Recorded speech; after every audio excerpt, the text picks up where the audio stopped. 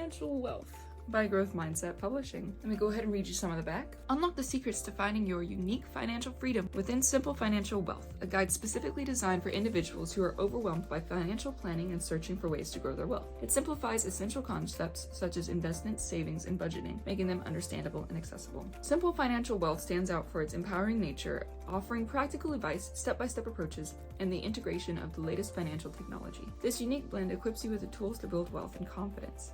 Through relatable examples and clear explanations, you'll discover how even modest incomes can grow into substantial savings and investments.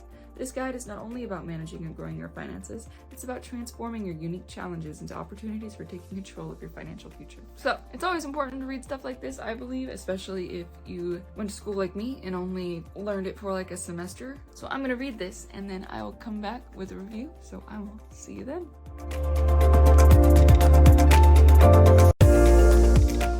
Alright, I'm back. So, I was looking more at this cover. Looks like it was AI made. Do with that information what you will.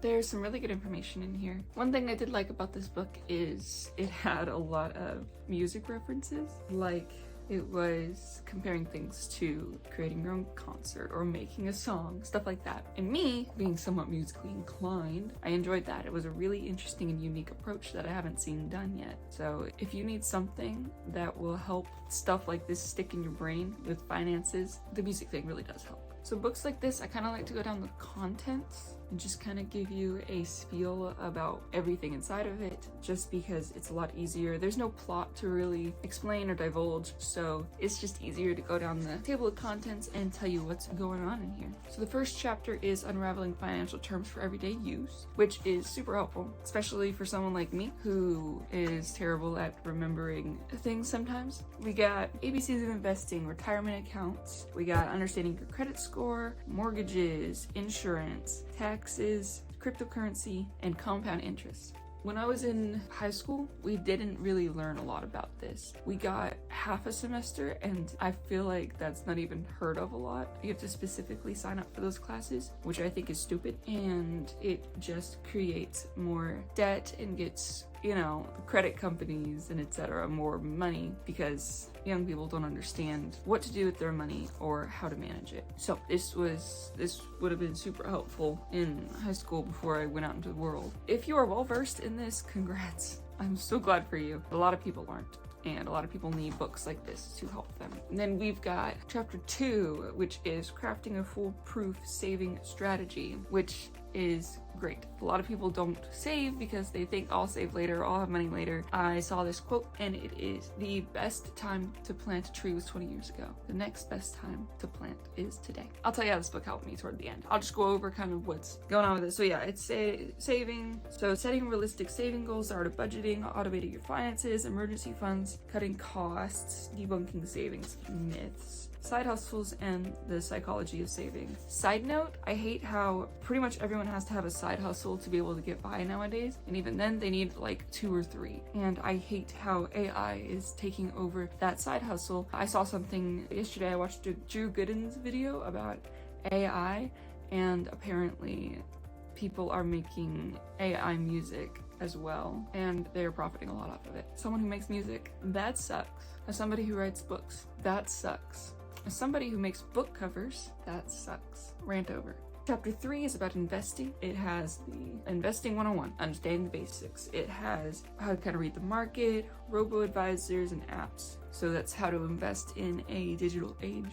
It's a lot easier to do so now, I will say. All that stuff with Robinhood a few years ago, I haven't really forgave, so I'm not gonna say Robinhood.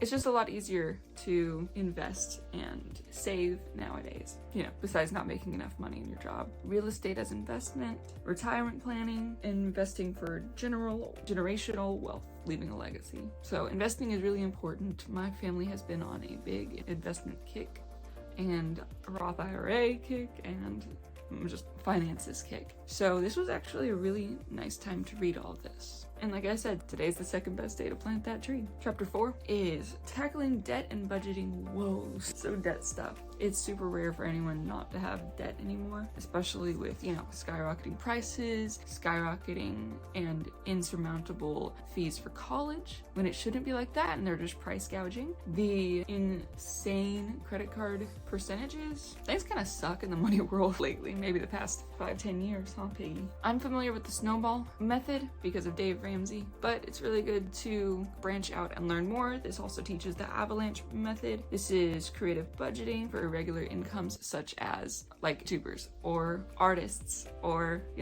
music creators, stuff like that. It talks about student loans. It talks about credit cards, which is what I was talking about. A lot of people don't really understand how to use credit cards. And also, I'd like to say, if you get a credit card to help your credit, you can pay that thing off immediately and it still gets reported to the credit bureaus, and it can help your credit. You don't pay any fees as long as you pay it off immediately. Avoiding common budgeting pitfalls, refinancing. Refinancing is something that I thought about doing with my car, but I just paid it off. Navigating financial crises, whatever. Protecting yourself against fraud and scams. There are so many scams out there. There's so much fraud, so you definitely have to be careful and you have to know their techniques and how they will get you. The older community is more susceptible to this, so if you're younger, help the older crowd. If you're older, please look up common methods and become familiar with them. I see it all the time because I work at a bank and it's insanity. Chapter 5 is strategies for building and protecting wealth. So we got estate planning, tax efficient investing, health savings accounts, which I didn't really know a lot about,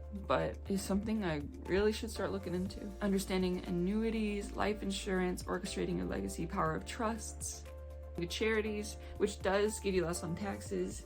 I feel funny about giving a charity and be like, look, I did this, give me more money for my taxes. I just feel weird about that. It's the whole thing of doing good things, not on camera kind of thing. I don't know. But giving to charities, giving to Goodwill even, you can get a tax write-off. Financial planning for life events like marriage, children, and retirement.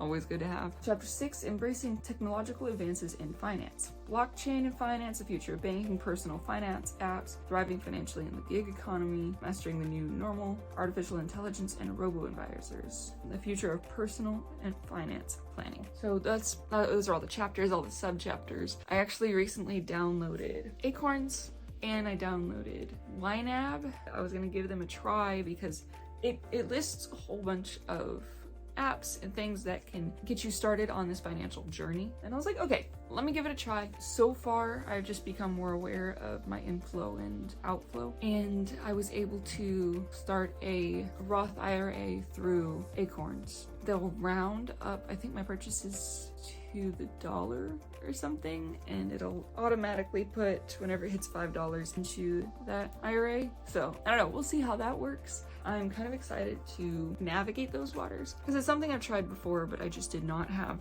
the mental capacity to do it because I had so much going on and there was so much happening in my head that I couldn't. But I have been saving a lot more. This book has some good information, some helpful information. I did enjoy it. It breaks it down into simple information that you can process easily. So if you're looking for something that'll help you financially, definitely check this out. I know I have another book of growth mindset publishing books to read and get through, so we'll see if any of this information bleeds over into that one. That one is more tailored to teens, while this one is to anyone, everyone. If you like some assistance on your financial journey, this is a good tool to use. And like I said, it's got those unique music metaphors that I haven't seen in any other book like this. So yeah, go check it out. Link is in the description. Description is in the description. And thanks for watching. I'll see you next time.